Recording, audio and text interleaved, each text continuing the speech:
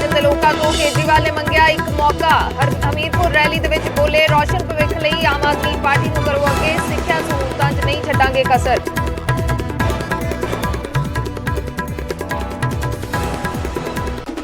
Election commission ਨੇ ਅਕਾਲੀ ਦਲ ਦੇ ਸੰਗਰੂਰ ਚੋਣਾਂ ਵਾਲੇ ਪੋਸਟਰ ਤੇ ਲਾਈ ਰੋਕ, ਕਾਨੂੰਨ ਵਿਵਸਥਾ ਵਿਗੜਨ ਦੇ ਖਤਰੇ ਦਾ ਦਿੱਤਾ ਤਰਕ। ਅਕਾਲੀ ਦਲ ਦਾ ਜਵਾਬ, ਬੰਦੀ ਸਿੱਖਾਂ ਨੂੰ ਲੈ ਕੇ ਸੀ ਪੋਸਟਰ, ਦੁਬਾਰਾ ਕਰਾਂਗੇ ਚੋਣ ਕਮਿਸ਼ਨ ਤੱਕ ਪਹੁੰਚ।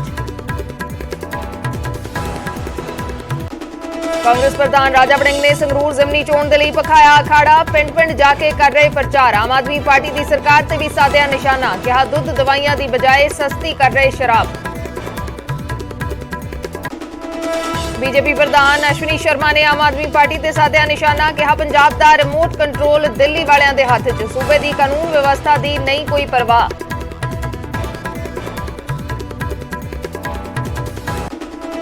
अमृतसर च जमीन दे रौले च चली गोली, एक शख्स दी मौत, एक जख्मी। काउंसलर दे बेटे ते गोली चलाउण दा इल्जाम, सीसीटीवी तस्वीरां भी आईयां सामने। मानसा पुलिस ਨੂੰ ਸੰਦੀਪ ਕੇਕੜਾ ਦਾ ਦੁਬਾਰਾ ਮਿਲਿਆ ਰਿਮਾਂਡ, ਕੋਰਟ ਨੇ 14 ਜੂਨ ਤੱਕ ਲਈ ਰਿਮਾਂਡ ਤੇ ਭੇਜਿਆ। ਮਨਪ੍ਰੀਤ ਮੰਨਾ ਤੇ ਚੇਤਨ ਸਣੇ 5 ਨੂੰ ਨਿਆਇਕ ਹਿਰਾਸਤ 'ਚ ਭੇਜਿਆ। ਪੰਜਾਬ ਸਰਕਾਰ ਦੀ ਨਵੀਂ ਸ਼ਰਾਬ ਨੀਤੀ ਦੇ ਲਾਗੂ ਹੋਣ ਤੋਂ ਪਹਿਲਾਂ ਹੀ ਸ਼ੁਰੂ ਹੋਇਆ ਵਿਰੋਧ। ਲੁਧਿਆਣਾ 'ਚ ਜੁਟੇ ਪੰਜਾਬ ਭਰ ਦੇ ਸ਼ਰਾਬ ਠੇਕੇਦਾਰ, ਕਿਹਾ ਨਵੀਂ ਨੀਤੀ ਨਾਲ ਅਸੀਂ ਹੋ ਜਾਵਾਂਗੇ ਬਰਬਾਦ, ਨਵੀਂ ਨੀਤੀ ਨਾਲ ਵਧੇਗਾ ਮਾਫੀਆ। ਮੋਗਾ ਚ ਆੜ੍ਹਤੀਆਂ ਵੱਲੋਂ ਮੂੰਗੀ ਦੀ ਸਿੱਧੀ ਸਰਕਾਰੀ ਖਰੀਦ ਦਾ ਵਿਰੋਧ, ਕਿਹਾ ਬਾਕੀ ਫਸਲਾਂ ਵਾਂਗ ਆੜ੍ਹਤੀਆਂ ਰਾਹੀਂ ਹੋਵੇ ਖਰੀਦ, ਸਰਕਾਰ ਦੇਵੇ ਕਮਿਸ਼ਨ। ਮਾਰਕਫੈੱਡ ਦੀ ਦੁਕਾਨ ਅੱਗੇ ਆੜ੍ਹਤੀਆਂ ਨੇ ਦਿੱਤਾ ਧਰਨਾ।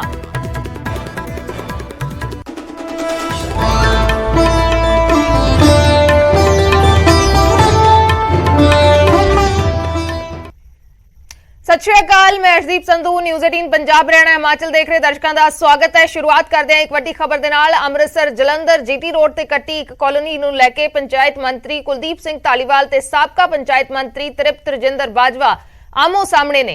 धालीवाल सीधे तौर पर कह रहे हैं कि बाजवा ने घोटाला किया है ते बाजवा इन्हां इल्जामां नूं रद्द कर रहे हैं ते हर तरह की जांच का सामना करन दा दम भर रहे हैं। तृप्त रजिंदर सिंह बाजवा जी ने फाइल कड्ढी ते अकाली दल साइन कीते। बिठाओ को सिटिंग जज, मैं इंक्वायरी कराउण नूं तैयार हां। पंचायत मंत्री कुलदीप धालीवाल ते साबका पंचायत मंत्री तृप्त रजिंदर सिंह बाजवा आमो सामने ने। मसला अमृतसर जलंधर जीटी रोड ते बनी अल्फा कलोनी दा है। धालीवाल ने बाजवा ते कलोनी नूं गलत तरीके नाल पास करन, कलोनी लई वेची जमीन दे विच 28 करोड़ रुपए दा घोटाला करन दे इल्जाम लाए ने। पर बाजवा दा तर्क है कि रेट मंत्री नहीं, हाई पावर कमेटी तय करती है। 7.5 करोड़ रुपये पर एकड़ उस समय रेट सीगा। सरकार नूं जिहड़ा घट है ते उस पिंड दी पंचायत नूं घट है 28 करोड़ रुपये का घपला होया। इहदे विच 28 करोड़ रुपये ये high powered committee rate fix कर दी है। तो उस हाई पावर्ड कमेटी ने रेट फिक्स करके जिहड़ा भेजा ਉਹਦੇ ਤੇ ਜਿਹੜਾ फैसला होया तो वो एक सेंसेशनल गल बनाना चाहते हैं क्योंकि झाड़ू वाली पार्टी झूठ के आधार पर लोगों को बेवकूफ बना के आई। हुण भी संगरूर की इलैक्शन है, मूसेवाले के केस च बैकफुट ते होए ने। धालीवाल ਦਾ ਇਹ ਵੀ ਸਵਾਲ ਸੀ ਕਿ ਜਦੋਂ 10 ਮਾਰਚ ਨੂੰ ਪੰਜਾਬ ਦੇ ਵਿੱਚ ਕਾਂਗਰਸ ਦੀ ਸਰਕਾਰ ਚਲੀ ਗਈ ਸੀ, 11 ਮਾਰਚ ਨੂੰ ਬਾਜਵਾ ਨੇ ਕਿਸ ਪਾਵਰ ਦੇ ਨਾਲ ਫਾਈਲ ਤੇ ਸਾਈਨ ਕੀਤੇ, ਕਿਉਂਕਿ ਉਸ ਵਕਤ ਕਾਂਗਰਸ ਦੀ ਕੈਬਨਿਟ ਅਸਤੀਫਾ ਦੇ ਚੁੱਕੀ ਸੀ, ਕੋਡ ਆਫ ਕੰਡਕਟ ਵੀ ਲੱਗਿਆ ਹੋਇਆ ਸੀ। ਪਰ ਬਾਜਵਾ ਦੇ ਮੁਤਾਬਕ ਉਸ ਵਕਤ ਉਹ ਕੇਅਰ ਟੇਕਰ ਮੰਤਰੀ ਸਨ। और बहुत माड़ी गल हुई कि कैबिनेट अजाइन करके तुसी 10 तरीक नूं हट गए हो तो उस दिन शाम नूं तृप्त रजिंदर सिंह बाजवा जी ने फाइल कड्ढी ते अकाली दल साइन कीते। उस दिन ही FCR जिहड़े राहुल भंडारी सीगे उन्हां दे साइन करवाए गए तो तृप्त बाजवा जी ने उहनूं फाइनल किया। जिहड़ी नैतिकता तो सब तो घटिया कार्रवाई की कि जो 10 तरीक नूं रिजल्ट आ गए सीगे, कांग्रेस की लक तोड़नी हार हुई सी। जो अजे अगला जोड़ा पॉइंट है, अगला पॉइंट यह है कि जो फाइल से दस्तखत किए उस समय कोड ऑफ कंडक्ट लगा सीगा कि फाइल से दस्तखत नहीं हो सकते। मैं कहना चलो वो मान ली गल उन्नी को गल गलत हो गई, पर मेरा ख्याल 11 तरीक नूं कोड हट चुका सीगा।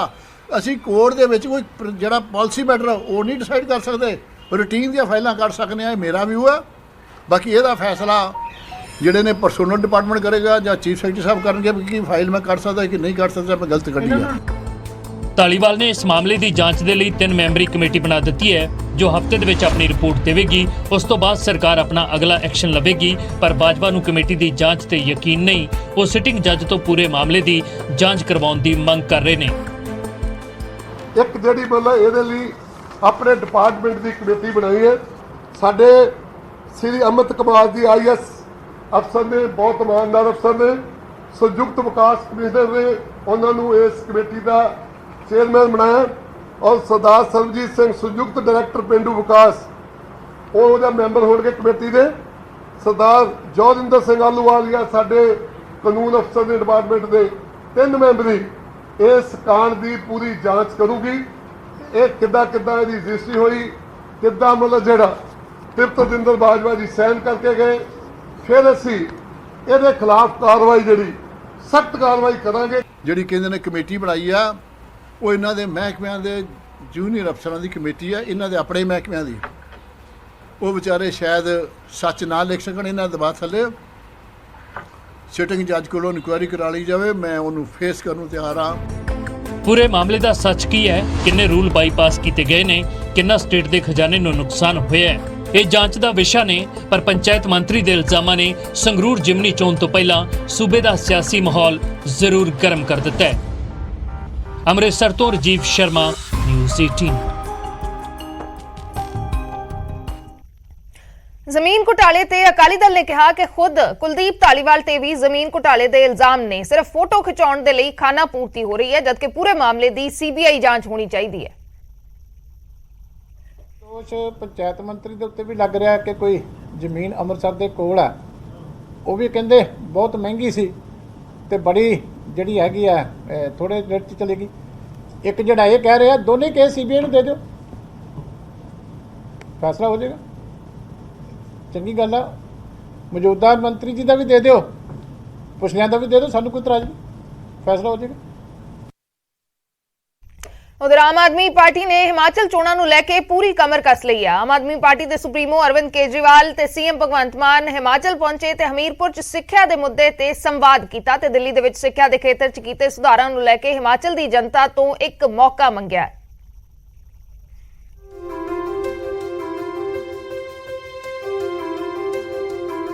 ਦਿੱਲੀ ਦੇ CM ਕੇਜਰੀਵਾਲ ਤੇ ਪੰਜਾਬ ਦੇ CM ਮਾਨ ਹਿਮਾਚਲ ਦੇ ਹਮੀਰਪੁਰ ਦੇ ਵਿੱਚ ਪਹੁੰਚੇ ਤੇ ਸਿੱਖਿਆ ਦੇ ਮੁੱਦੇ ਤੇ ਅਧਿਆਪਕਾਂ ਤੇ ਮਾਪਿਆਂ ਦੇ ਨਾਲ ਸੰਵਾਦ ਕੀਤਾ ਤੇ ਸਿੱਖਿਆ ਦੇ ਖੇਤਰ 'ਚ ਜੋ ਦਿੱਲੀ ਸਰਕਾਰ ਨੇ ਸੁਧਾਰ ਕੀਤੇ ਨੇ ਉਹਨਾਂ ਕੰਮਾਂ ਦਾ ਵੀ ਜ਼ਿਕਰ ਕੀਤਾ। ਅਰਵਿੰਦ ਕੇਜਰੀਵਾਲ ਨੇ ਵਿਰੋਧੀਆਂ ਨੂੰ ਸਿੱਧੀ ਚੁਣੌਤੀ ਦਿੰਦੇ ਹੋਏ ਕਿਹਾ ਕਿ ਜੇਕਰ ਕਿਸੇ ਦੇ ਵਿੱਚ ਹਿੰਮਤ ਹੈ ਤਾਂ ਸਿੱਖਿਆ, ਸਿਹਤ ਤੇ ਰੁਜ਼ਗਾਰ ਦੇ ਮੁੱਦੇ ਤੇ ਵੋਟਾਂ ਮੰਗ ਕੇ ਵਿਖਾਓ। हिम्मत है तो तुम शिक्षा के नाम पे वोट मांग के दिखा दो, हिम्मत है तुम रोजगार के नाम पे वोट मांग के दिखा दो। मैं शिक्षा के नाम पे, स्वास्थ्य के नाम पे, इसके नाम पे वोट मांगने के लिए आया हूं। जैसा मैंने कहा, मेरे को राजनीति करनी नहीं आती, पॉलिटिक्स करनी नहीं आती। आपको गंदी राजनीति चाहिए, उनके पास चले जाना।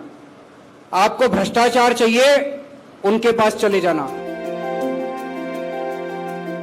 ਦਿੱਲੀ ਦੇ CM ਕੇਜਰੀਵਾਲ ਨੇ ਦਿੱਲੀ ਤੇ ਹਿਮਾਚਲ ਦੇ ਸਕੂਲਾਂ ਦੀ ਤੁਲਨਾ ਕਰਦੇ ਹੋਏ ਹਿਮਾਚਲ ਦੀ ਜਨਤਾ ਨੂੰ ਅਪੀਲ ਕੀਤੀ ਕਿ ਆਪਣੇ ਬੱਚਿਆਂ ਦੇ ਭਵਿੱਖ ਦੇ ਲਈ ਇੱਕ ਮੌਕਾ ਆਮ ਆਦਮੀ ਪਾਰਟੀ ਨੂੰ ਦਿਓ ਤੇ ਦਿੱਲੀ ਦੇ ਸਕੂਲਾਂ ਦੀ ਕਿਵੇਂ ਨੁਹਾਰ ਬਦਲੀ, ਇਸ ਤੋਂ ਵੀ ਹਿਮਾਚਲ ਦੀ ਜਨਤਾ ਨੂੰ ਵਾਕਿਫ ਕਰਵਾਇਆ। लगभग हर साल 10,000 करोड़ से लेके 15,000 करोड़ तक हम शिक्षा पे खर्च कर रहे हैं। 7 साल हो गए, आप कैलकुलेट कर लो, 80 से 85,000 करोड़ रुपए हम शिक्षा पे, स्कूलों पे खर्च कर चुके हैं अभी तक। 80 से 85,000 करोड़। इस साल 12वीं क्लास में हिमाचल प्रदेश में मैंने बताया 2019 में 62% नतीजे आए थे। दिल्ली के अंदर 99.7% नतीजे आए हैं सरकारी स्कूलों के। ਇਸ ਦੌਰਾਨ ਪੰਜਾਬ ਦੇ CM ਮਾਨ ਨੇ ਵੀ ਦਿੱਲੀ 'ਚ ਸਿੱਖਿਆ ਦੇ ਖੇਤਰ 'ਚ ਹੋਏ ਸੁਧਾਰਾਂ ਦਾ ਜ਼ਿਕਰ ਕੀਤਾ। ਜਦੋਂ ਦਿੱਲੀ ਵਾਂਗੂ ਸਰਕਾਰੀ ਸਕੂਲਾਂ 'ਚ ਪੜ੍ਹ ਕੇ ਉਹ ਡਿਪਟੀ ਕਮਿਸ਼ਨਰ ਬਣਨਗੇ, ਕਲੈਕਟਰ ਬਣਨਗੇ, ਜੱਜ ਲੱਗਣਗੇ, DFO ਬਣਨਗੇ, ਵੱਡੇ ਵੱਡੇ ਅਫਸਰ ਬਣਨਗੇ, ਉਦੋਂ ਤੁਹਾਡੇ ਘਰਾਂ ਦੀ ਗਰੀਬੀ ਦੂਰ ਹੋਊਗੀ। ਵਰਨਾ ਇਹਨਾਂ ਤੋਂ ਸੁਣੀ ਚੱਲੋ, ਇੱਕ ਮੌਕਾ ਹੋਰ ਦਿਓ ਜੀ, ਇੱਕ ਮੌਕਾ ਹੋਰ। ਕਿੰਨੇ ਕੁ ਮੌਕੇ ਦੇ ਦਈਏ ਯਾਰ। ਇਸੇ ਸਾਲ ਦੇ ਅਖੀਰ ਦੇ ਵਿੱਚ ਹਿਮਾਚਲ 'ਚ ਵਿਧਾਨ ਸਭਾ ਚੋਣਾਂ ਹੋਣ ਜਾ ਰਹੀਆਂ ਨੇ, ਜਿਸ ਨੂੰ ਲੈ ਕੇ ਆਪ ਪੱਬਾਂ ਭਾਰ ਨਜ਼ਰ ਆ ਰਹੀ ਹੈ ਤੇ ਹਿਮਾਚਲ ਦੀ ਜਨਤਾ ਤੋਂ ਇੱਕ ਮੌਕਾ ਮੰਗਿਆ ਜਾ ਰਿਹਾ ਹੈ। ਖੈਰ ਹਿਮਾਚਲ ਦੇ ਮੈਦਾਨ 'ਚ ਬਾਜ਼ੀ ਕੌਣ ਮਾਰਦਾ ਹੈ, ਇਸ ਵਾਸਤੇ ਅਜੇ ਕੁਝ ਮਹੀਨਿਆਂ ਦਾ ਇੰਤਜ਼ਾਰ ਕਰਨਾ ਹੋਵੇਗਾ। ਹਮੀਰਪੁਰ ਤੋਂ ਜਸਬੀਰ, ਨਿਊਜ਼ 18 ਪੰਜਾਬ। ਸੰਗਰੂਰ ਜ਼ਿਮਨੀ ਚੋਣ ਦੇ ਵਿੱਚ ਕਾਂਗਰਸ ਨੇ ਪੂਰੀ ਤਾਕਤ ਝੋਕ ਦਿੱਤੀ ਹੈ। ਪੰਜਾਬ ਕਾਂਗਰਸ ਦੇ ਪ੍ਰਧਾਨ ਰਾਜਾ ਵੜਿੰਗ ਖੁਦ ਪਾਰਟੀ ਉਮੀਦਵਾਰ ਦਲਵੀਰ ਗੋਲਡੀ ਦੇ ਲਈ ਵੋਟਾਂ ਮੰਗ ਰਹੇ ਨੇ। ਵੜਿੰਗ ਨੇ ਭਵਾਨੀਗੜ੍ਹ ਤੇ ਸੁਨਾਮ ਦੇ ਵਿੱਚ ਗੋਲਡੀ ਦੇ ਲਈ ਪ੍ਰਚਾਰ ਕੀਤਾ। ਵੜਿੰਗ ਨੇ ਦਾਅਵਾ ਕੀਤਾ ਕਿ ਆਮ ਆਦਮੀ ਪਾਰਟੀ ਤੋਂ ਲੋਕਾਂ ਦਾ ਮੋਹ 3 ਮਹੀਨੇ ਦੇ ਅੰਦਰ ਹੀ ਭੰਗ ਹੋ ਗਿਆ ਹੈ ਤੇ ਲੋਕ ਕਾਂਗਰਸ ਨੂੰ ਫਿਰ ਤੋਂ ਲਿਆਉਣਾ ਚਾਹੁੰਦੇ ਨੇ। ਸਹੂਲਤਾਂ ਮਿਲਦੀਆਂ ਸੀ, ਉਹ ਸਹੂਲਤਾਂ ਦੇ ਵਿੱਚ ਵੀ ਕਟੌਤੀ ਕੀਤੀ ਗਈ ਹੈ। ਜਿਹੜੇ ਵਾਅਦੇ ਭਗਵੰਤ ਮਾਨ ਜੀ ਦੇ ਬੜੇ ਵਾਅਦੇ ਸਨ। ਇੱਕ ਵਾਅਦਾ ਨਹੀਂ ਸੀ, ਉਹਨਾਂ ਨੇ ਕਿਹਾ ਸੀ ਅਸੀਂ ਆਮ ਲੋਕਾਂ ਵਾਂਗੂ ਰਹਾਂਗੇ। ਉਹਨਾਂ ਨੇ ਕਿਹਾ ਸੀ ਕਿ ਅਸੀਂ ਸਧਾਰਨ ਵਿਅਕਤੀ ਬਣ ਕੇ ਰਵਾਂਗੇ, ਅਸੀਂ ਸਿਕਿਉਰਿਟੀ ਨਹੀਂ ਲਵਾਂਗੇ, ਅਸੀਂ ਵੀਆਈਪੀ ਕਲਚਰ ਨੂੰ ਖਤਮ ਕਰਾਂਗੇ। ਸਰ ਪੰਜਾਬ ਉਹਨਾਂ ਨੇ ਮੇਰੀਆਂ ਮਾਵਾਂ ਨੂੰ ਲਾਰਾ ਲਾਇਆ ਕਿ 1000 ਰੁਪਇਆ ਤੁਹਾਨੂੰ ਘਰ ਘਰ ਪਹੁੰਚੇਗਾ, ਮੇਰੀਆਂ ਭੈਣਾਂ ਨੂੰ। ਉਹਨਾਂ ਨੇ ਇਹ ਵੀ ਕਿਹਾ ਵੀ ਤੁਹਾਨੂੰ ਸਸਤੀ ਬਿਜਲੀ ਦੇਵਾਂਗੇ, ਲੇਕਿਨ ਅੱਜ ਹਜੇ ਤੱਕ ਕੁਝ ਨਹੀਂ ਦਿੱਤਾ। ਪੰਜਾਬ ਦੀ ਜੋ ਅਮਨ ਕਾਨੂੰਨ ਦੀ ਹਾਲਾਤ ਹਨ ਉਹ ਵੀ ਦਿਨ ਬ ਦਿਨ ਵਿਗੜਦੇ ਜਾ ਰਹੇ ਨੇ। ਰੋਜ਼ਾਨਾ ਨਿਹੱਥੇ ਨੌਜਵਾਨਾਂ ਨੂੰ ਮਾਰ ਦਿੱਤਾ ਜਾ ਰਿਹਾ ਹੈ। ਕੇਜਰੀਵਾਲ ਸਾਹਿਬ ਨੇ ਔਰ ਭਗਵੰਤ ਮਾਨ ਸਾਹਿਬ ਨੇ ਪੰਜਾਬ ਨੂੰ ਤਾਂ ਲੁੱਟ ਲਿਆ। ਹੁਣ ਇਹਨਾਂ ਨੂੰ ਪੰਜਾਬ ਦੀ ਕੋਈ ਫਿਕਰ ਨਹੀਂ ਹੈ। ਇਹਨਾਂ ਦੇ ਮਨ ਦੇ ਵਿੱਚ ਇਹ ਇੱਛਾ ਹੈ ਵੀ ਕਿਵੇਂ ਨਾ ਕਿਵੇਂ ਝੂਠ ਤੂਫਾਨ ਬੋਲ ਕੇ ਅਸੀਂ ਹਿਮਾਚਲ ਤੇ ਗੁਜਰਾਤ ਦੇ ਅੰਦਰ ਆਪਦਾ ਕਬਜ਼ਾ ਕਰ ਲਈਏ। ਇਹਨਾਂ ਨੂੰ ਹੁਣ ਪੰਜਾਬ ਦੀ ਕੋਈ ਯਾਦ ਨਹੀਂ ਆ ਰਹੀ।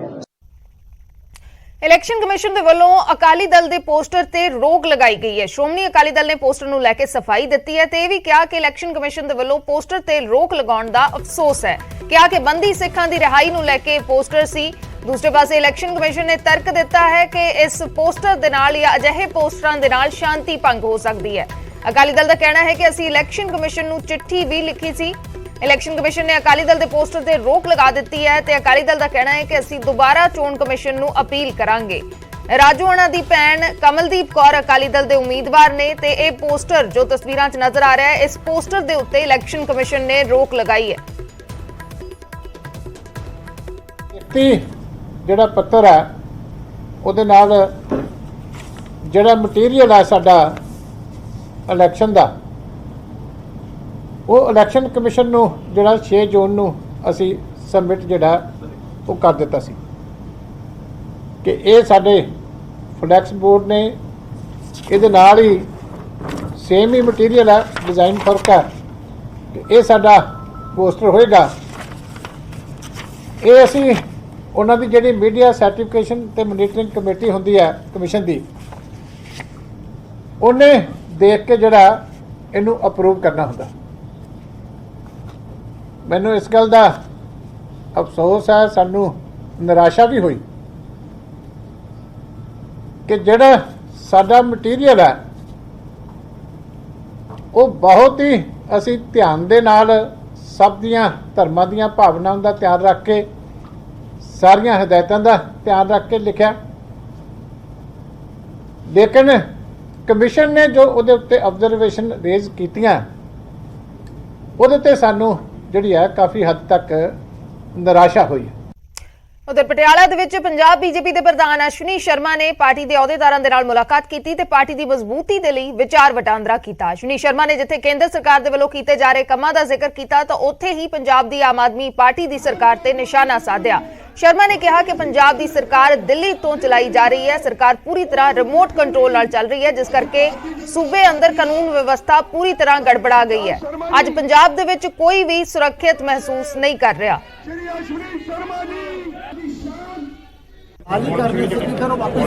ਇਹ ਸਵਾਲ ਤੁਹਾਨੂੰ ਸਰਕਾਰ ਕੋਲੋਂ ਪੁੱਛਣਾ ਚਾਹੀਦਾ ਕਿ ਹਫੜਾ ਦਬੜੀ ਦੇ ਅੰਦਰ ਬਿਨਾਂ ਸਮੀਖਿਆ ਕੀਤੇ ਸੁਰੱਖਿਆ ਦੇਣਾ ਨਾ ਦੇਣਾ ਸਰਕਾਰ ਦੀ ਜ਼ਿੰਮੇਵਾਰੀ ਹੈ, ਲੇਕਿਨ ਉਹਦਾ ਢੰਡੋਰਾ ਪਿੱਟਣਾ ਇਹ ਗਲਤ ਹੈ। ਕੋਰਟ ਨੇ ਵੀ ਝਾੜ ਲਾਈ ਹੈ, ਕਿਸੇ ਵਿਅਕਤੀ ਦੀ ਇਹ ਸੁਰੱਖਿਆ ਨਾਲ ਖਿਲਵਾੜ ਹੈ। ਅੰਮ੍ਰਿਤਸਰ ਦੇ ਵਿੱਚ ਕਾਨੂੰਨ ਵਿਵਸਥਾ ਦੀਆਂ ਸ਼ਰੇਆਮ ਧੱਜੀਆਂ ਉੱਡੀਆਂ ਨੇ। ਦੋ ਤਰ੍ਹਾਂ ਦੇ ਵਿਚਕਾਰ ਜ਼ਮੀਨੀ ਵਿਵਾਦ ਨੂੰ ਲੈ ਕੇ ਖੂਨੀ ਝੜਪ ਹੋਈ ਤੇ ਦੂਸਰੀ ਧਿਰ ਦੇ ਵੱਲੋਂ ਕੀਤੀ ਗਈ ਫਾਇਰਿੰਗ ਦੇ ਵਿੱਚ ਇੱਕ ਸ਼ਖਸ ਦੀ ਮੌਤ ਹੋ ਗਈ ਤੇ ਫਾਇਰਿੰਗ ਦੇ ਇਲਜ਼ਾਮ ਮਹਿਲਾ ਕਾਉਂਸਲਰ ਦੇ ਬੇਟੇ ਤੇ ਲੱਗੇ ਨੇ।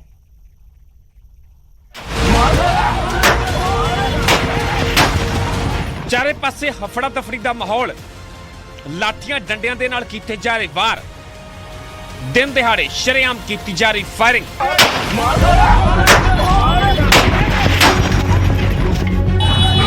ਕਾਨੂੰਨ ਵਿਵਸਥਾ ਦੀਆਂ ਉੱਡ ਰਹੀਆਂ ਧੱਜੀਆਂ, ਗੁੰਡਾਗਰਦੀ ਦਾ ਹੋ ਰਿਹਾ ਨੰਗਾ ਨਾਚ। ਦੁਕਾਨ ਦੇ ਉੱਤੇ ਵੀ ਹਮਲਾ ਕੀਤਾ ਜਾਂਦਾ ਵਾ ਜੰਗੀ ਬੰਦੇ ਵੱਲੋਂ। ਇਹ ਤਸਵੀਰਾਂ ਨੇ ਅੰਮ੍ਰਿਤਸਰ ਦੀ 100 ਫੁੱਟੀ ਰੋਡ ਦੀਆਂ, ਜਿੱਥੇ ਜ਼ਮੀਨ ਦੇ ਰੌਲੇ ਨੂੰ ਲੈ ਕੇ ਅਜਿਹੀ ਖੂਨੀ ਝੜਪ ਹੋਈ ਜੋ ਜਾਨਲੇਵਾ ਸਾਬਿਤ ਹੋ ਗਈ। ਦੂਜੀ ਧਿਰ ਦੇ ਵੱਲੋਂ ਕੀਤੀ ਗਈ ਫਾਇਰਿੰਗ ਦੌਰਾਨ ਇੱਕ ਸ਼ਖਸ ਦੀ ਮੌਤ ਹੋ ਗਈ, ਜਦਕਿ ਇੱਕ ਗੰਭੀਰ ਜ਼ਖਮੀ ਹੋ ਗਿਆ ਤੇ ਪੂਰੀ ਖੂਨੀ ਵਾਰਦਾਤ ਸੀਸੀਟੀਵੀ ਦੇ ਵਿੱਚ ਕੈਦ ਹੋ ਗਈ। ਇਹ ਤਸਵੀਰਾਂ ਪੁਲਿਸ ਨੂੰ ਸ਼ੀਸ਼ਾ ਵਿਖਾ ਰਹੀਆਂ ਨੇ, ਕਿਉਂਕਿ ਗੁੰਡਾਗਰਦੀ ਪੁਲਿਸ ਮੁਲਾਜ਼ਮਾਂ ਦੇ ਸਾਹਮਣੇ ਹੋ ਰਹੀ ਸੀ।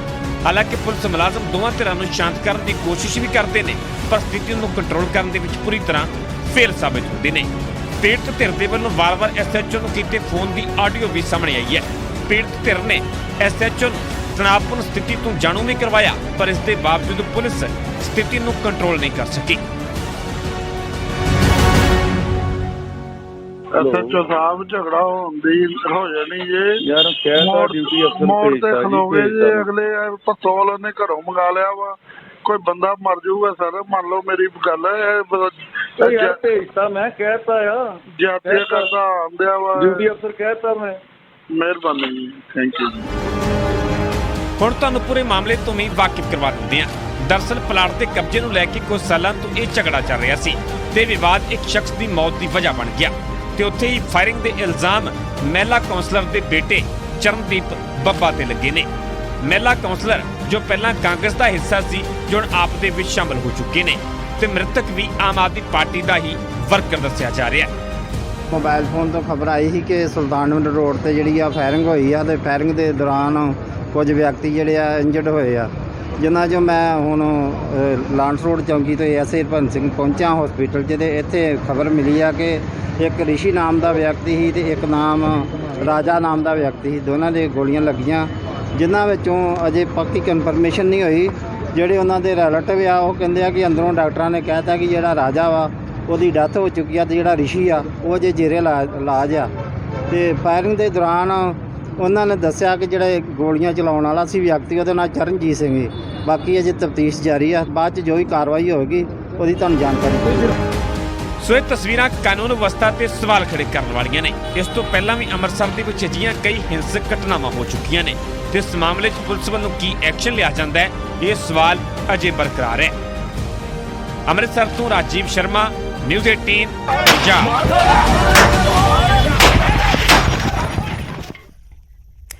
ਭਗਵੰਤ ਮਾਨ ਸਰਕਾਰ 1 ਜੁਲਾਈ ਤੋਂ ਸ਼ਰਾਬ ਦੀ ਨਵੀਂ ਨੀਤੀ ਲਿਆਉਣ ਜਾ ਰਹੀ ਹੈ, ਪਰ ਮੌਜੂਦਾ ਠੇਕੇਦਾਰਾਂ ਨੇ ਸਰਕਾਰ ਦੀ ਨਵੀਂ ਪਾਲਿਸੀ ਦਾ ਵਿਰੋਧ ਸ਼ੁਰੂ ਕਰ ਦਿੱਤਾ ਹੈ। ਠੇਕੇਦਾਰਾਂ ਦਾ ਇਲਜ਼ਾਮ ਹੈ ਕਿ ਇਸ ਨਾਲ ਉਹ ਬਰਬਾਦ ਹੋ ਜਾਣਗੇ, ਵੱਡੇ ਗਰੁੱਪਾਂ ਦਾ ਮਾਫੀਆ ਬਣ ਜਾਵੇਗਾ, ਪਰ ਸਰਕਾਰ ਦਾ ਤਰਕ ਹੈ ਕਿ ਨਵੀਂ ਨੀਤੀ ਦੇ ਨਾਲ ਮਾਫੀਆ ਖਤਮ ਹੋਏਗਾ।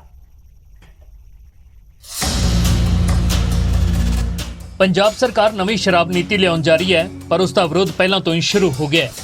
ਲੁਧਿਆਣਾ ਦੇ ਵਿੱਚ ਪੰਜਾਬ ਭਰ ਦੇ ਠੇਕੇਦਾਰ ਇਕੱਠੇ ਹੋਏ ਅਤੇ ਇੱਕੋ ਸੁਰ ਦੇ ਵਿੱਚ ਨਵੀਂ ਨੀਤੀ ਦਾ ਵਿਰੋਧ ਕੀਤਾ। ਠੇਕੇਦਾਰਾਂ ਨੇ ਕਿਹਾ ਕਿ ਸਰਕਾਰ ਦੀ ਨਵੀਂ ਨੀਤੀ ਦੇ ਨਾਲ ਉਹ ਬਰਬਾਦ ਹੋ ਜਾਣਗੇ। ਪਹਿਲਾਂ ਅਸੀਂ ਜਿਹੜੀ ਚੀਜ਼ 700 ਰੁਪਏ ਦੀ ਵੇਚਦੇ ਸੀ, ਗੌਰਮੈਂਟ ਕਹਿੰਦੀ 400 ਦੀ ਵੇਚੋ। ਕੀ ਉਹਨਾਂ ਕੰਜ਼ਿਊਮਰ ਵਧੇਗਾ? ਇੱਕ ਬੰਦਾ 2 ਬੋਤਲਾਂ ਪੀਣੀਆਂ ਸ਼ੁਰੂ ਕਰ ਦੇਗਾ ਜੀ, ਜਾਂ ਨਵੇਂ ਕਿੰਨੇ ਬੰਦੇ ਲੱਗਣ ਜੀ? ਕਿੱਥੋਂ ਕੰਜ਼ੰਪਸ਼ਨ ਹੋਊਗੀ ਦੱਸੋ ਸ਼ਰਾਬ ਦੀ? ਠੇਕੇਦਾਰਾਂ ਨੇ ਨਵੀਂ ਨੀਤੀ ਨੂੰ ਇੱਕ ਸਾਜ਼ਿਸ਼ ਦੱਸਿਆ ਜੋ ਛੋਟੇ ਕਾਰੋਬਾਰੀਆਂ ਨੂੰ ਧੰਦੇ ਚੋਂ ਬਾਹਰ ਕਰਨ ਦੇ ਲਈ ਲਿਆਂਦੀ ਜਾ ਰਹੀ ਹੈ। ਇਹ ਕਾਰੋਬਾਰ ਸਰਕਾਰ ਆਪ ਚਲਾ ਲੇ, ਇੱਕ ਸੋਚੀ ਸਮਝੀ ਸਾਜ਼ਿਸ਼ ਆ ਦਿੱਲੀ 'ਚ ਬੈਠ ਕੇ ਰਚੀ ਗਈ ਪੰਜਾਬੀ ਨੂੰ ਬੇਰੁਜ਼ਗਾਰ ਕਰਨ ਲਈ। ਉਸੇ ਸਾਜ਼ਿਸ਼ ਦੇ ਦੀ ਬੰਦੇ ਬਾਹਰੋਂ ਲਿਆ ਕੇ ਉਹਨੂੰ ਠੇਕੇ ਦਿੱਤੇ ਜਾਣੇ ਵੀ ਇੰਨੇ ਪੈਸੇ ਬਾਜੋ ਪੰਜਾਬੀ ਦੇ ਨਾ ਸਕਣ, ਭਰ ਨਾ ਸਕਣ। ਸ਼ਰਾਬ ਠੇਕੇਦਾਰਾਂ ਦਾ ਤਰਕ ਹੈ ਕਿ ਸਰਕਾਰ 750 ਤੋਂ ਘਟਾ ਕੇ 177 ਗਰੁੱਪ ਕਰਨ ਜਾ ਰਹੀ ਹੈ। L1 ਦੇ ਉੱਪਰ ਸੁਪਰ L1 ਲਿਆ ਰਹੀ ਹੈ ਅਤੇ ਇਸ ਦੇ ਨਾਲ ਮਾਫੀਆ ਵਧੇਗਾ। ਇਸ ਪਾਲਿਸੀ ਨਾਲ ਜਿਹੜਾ L1 ਸੀ ਉਹ ਵੀ ਸੁਪਰ L1 ਬਣਾ ਦਿੱਤਾ। ਇਹਨਾਂ ਨੇ ਇੱਕ ਪਾਲਿਸੀ 'ਚ ਪਾਇਆ L1A ਜਿਹੜਾ ਹੈ ਉਹ ਇੱਕ ਕੰਪਨੀ ਇੱਕ ਬੰਦੇ ਨੂੰ ਦੇਗੀ ਸਾਰੇ ਪੰਜਾਬ 'ਚ। ਸਗੋਂ ਇਹ ਮਾਫੀਆ ਕ੍ਰੀਏਟ ਕਰ ਰਹੇ ਹੈ ਕਿ ਕੀ ਕਰ ਰਹੇ ਨੇ? ਸ਼ਰਾਬ ਠੇਕੇਦਾਰਾਂ ਦੇ ਆਪਣੇ ਤਰਕ ਨੇ, ਪਰ ਸਰਕਾਰ ਦਾ ਦਾਅਵਾ ਹੈ ਕਿ ਨਵੀਂ ਪਾਲਿਸੀ ਦੇ ਨਾਲ ਸ਼ਰਾਬ ਮਾਫੀਆ ਖਤਮ ਹੋ ਜਾਵੇਗਾ ਤੇ ਸੂਬੇ ਦੀ ਆਮਦਨ ਵਧੇਗੀ। ਜਿਹੜੀ ਸ਼ਰਾਬ ਦੀ ਨਜਾਇਜ਼ ਸਮਗਲਿੰਗ ਹੋ ਰਹੀ ਸੀ ਉਹ 100% ਬੰਦ ਹੋਊਗੀ। ਜਿਹੜੇ ਵੀ ਕਰਨਗੇ ਉਹਨਾਂ ਦੇ ਖਿਲਾਫ ਸਖਤ ਕਾਰਵਾਈ ਕੀਤੀ ਜਾਊਗੀ, ਰੈਵਨਿਊ ਵਧਾਇਆ ਜਾਊਗਾ। ਨਵੀਂ ਸ਼ਰਾਬ ਨੀਤੀ 1 ਜੁਲਾਈ ਤੋਂ ਲਾਗੂ ਹੋਣ ਜਾ ਰਹੀ ਹੈ, ਪਰ ਸ਼ਰਾਬ ਠੇਕੇਦਾਰ ਹੁਣੇ ਤੋਂ ਇਸ ਦਾ ਵਿਰੋਧ ਕਰ ਰਹੇ ਨੇ। ਨਵੀਂ ਪਾਲਿਸੀ ਲਾਗੂ ਕਰਨ ਤੋਂ ਪਹਿਲਾਂ ਸਰਕਾਰ ਦੇ ਅੱਗੇ ਇਸ ਨਵੀਂ ਚੁਣੌਤੀ ਦੇ ਨਾਲ ਨਜਿੱਠਣਾ ਇੱਕ ਵੱਡੀ ਸਿਰਦਰਦੀ ਹੈ। ਲੁਧਿਆਣਾ ਤੋਂ ਰੋਹਿਤ ਗੌੜ, ਨਿਊਜ਼ 18। ਪੰਜਾਬ ਸਰਕਾਰ ਦੀ ਨਵੀਂ ਸ਼ਰਾਬ ਨੀਤੀ ਅਜੇ ਲਾਗੂ ਨਹੀਂ ਹੋਈ, ਪਰ ਫਰੀਦਕੋਟ ਤੋਂ ਆਮ ਆਦਮੀ ਪਾਰਟੀ ਦੇ ਵਿਧਾਇਕ ਗੁਰਦਿੱਤ ਸਿੰਘ ਸੇਖੋਂ ਸ਼ਰਾਬ ਦੇ ਠੇਕਿਆਂ ਦਾ ਮੁਆਇਨਾ ਕਰਨ ਲੱਗੇ ਨੇ। ਵਿਧਾਇਕ ਦੇ ਵੱਲੋਂ ਸ਼ਹਿਰ ਵਿਚਲੇ ਇੱਕ ਠੇਕੇ ਦਾ ਮੁਆਇਨਾ ਕੀਤਾ ਗਿਆ, ਜਿੱਥੇ ਸਸਤੀ ਸ਼ਰਾਬ ਦਾ ਬੈਨਰ ਲੱਗਿਆ ਸੀ। ਵਿਧਾਇਕ ਸੇਖੋਂ ਨੇ ਕਿਹਾ ਕਿ ਨਵੀਂ ਨੀਤੀ ਦੇ ਨਾਲ ਲੋਕਾਂ ਨੂੰ ਸਸਤੀ ਤੇ ਚੰਗੀ ਸ਼ਰਾਬ ਮਿਲੇਗੀ। ਉਹਨਾਂ ਨੇ ਇਹ ਵੀ ਅਪੀਲ ਕੀਤੀ ਕਿ ਜੋ ਲੋਕ ਪਊਆ ਪੀਂਦੇ ਨੇ ਉਹ ਅਧੀਆ ਨਾ ਪੀਣ ਲੱਗ ਜਾਣ। ਜੋ ਪੈਸੇ ਬਚਣਗੇ ਉਹਨਾਂ ਦੇ ਨਾਲ ਘਰ ਫਰੂਟ ਲੈ ਜਾਣ ਜਾਂ ਫਿਰ ਅੰਡਾ ਮੀਟ ਖਾ ਲੈਣ। ਮੈਂ ਦੇਖਿਆ ਵੀ ਇਹਨਾਂ ਨੇ ਸ਼ਰਾਬ ਸਸਤੀ ਦਾ ਬੋਰਡ ਲੱਗਿਆ ਹੋਇਆ ਠੇਕੇ ਤੇ, ਤਾਂ ਕਿਉਂਕਿ ਸਰਕਾਰ ਨੇ ਜਿਹੜੀ ਪਲੈਨਿੰਗ ਕੀਤੀ ਉਹ ਤਹਿਤ ਇਹ ਆ ਕਿ ਇੱਕ ਤਾਂ ਲੋਕਾਂ ਨੂੰ ਚੰਗੀ ਸ਼ਰਾਬ ਮਿਲੇ। ਵੈਸੇ ਤਾਂ ਨਸ਼ਾ ਕੋਈ ਵੀ ਆ ਮਾੜਾ ਹੈ, ਪਰ ਜੇ ਕੋਈ ਬੰਦਾ ਕਿਸੇ ਨਸ਼ੇ ਤੇ ਲੱਗਿਆ ਹੋਇਆ, ਕੋਈ ਉਹਨੂੰ ਭਾਲ ਉੱਠਦੀ ਹੈ, ਤਾਂ ਸਰਕਾਰ ਦਾ ਫਰਜ਼ ਬਣਦਾ ਵੀ ਉਹਦੀ ਉਸ ਚੀਜ਼ ਨੂੰ ਉਹਦੇ ਮੱਦੇਨਜ਼ਰ ਰੱਖਦੇ ਹੋਏ ਉਹਦੇ ਵਾਸਤੇ ਚੰਗੀ ਪ੍ਰੋਵਾਈਡ ਕਰਾਵੇ। ਚੰਗੀ ਸ਼ਰਾਬ ਮਿਲੂਗੀ ਔਰ ਸਸਤੀ ਮਿਲੂਗੀ। ਇਸ ਵਾਸਤੇ ਇਹਨਾਂ ਸਾਥੀਆਂ ਨੂੰ ਮਿਲਣ ਵਾਸਤੇ ਆਏ ਔਰ ਬੇਨਤੀ ਕਰਨ ਆਏ ਆ ਕਿ ਸ਼ਰਾਬ ਸਸਤੀ ਕਰਤੀ ਇਹ ਨਾ ਹੋਵੇ ਵੀ ਉਹਦੇ ਤੇ ਤੁਸੀਂ ਜਿੱਥੇ ਪਊਆ ਲਾਉਂਦੇ ਸੀ ਉੱਥੇ ਅਧੀਏ ਤੇ ਆ ਜਾਓ। ਵੀ ਜਿਹੜੇ ਪੈਸੇ ਬਚੇ ਆ ਉਹ ਪੈਸੇ ਭਾਈ ਜਾਂਦਾ ਬੱਚਿਆਂ ਵਾਸਤੇ ਸੇਬ ਫਰੂਟ ਲੈ ਕੇ ਜਾਣਾ, ਘਰੇ ਸਬਜ਼ੀ ਲੈ ਕੇ ਜਾਣੀ ਹੈ, ਤੇ ਜੇ ਨਹੀਂ ਤੁਸੀਂ ਲਿਜਾਣੀ ਤਾਂ ਉਹ ਪੈਸੇ ਜਿਹੜੇ ਬਚੇ ਉਹਨਾਂ ਦੇ ਨਾਲ ਜਿਹੜਾ ਕੋਈ ਦਾਰੂ ਪੀਣੇ ਉਹਦੇ ਨਾਲ ਕੋਈ ਅੰਡਾ ਖਾ ਲਓ, ਕੋਈ ਹੋਰ ਚੀਜ਼ ਖਾ ਲਓ ਜਿਹਦੇ ਨਾਲ ਤੁਹਾਡਾ ਸਰੀਰ ਵੀ ਤਕੜਾ ਹੋਵੇ।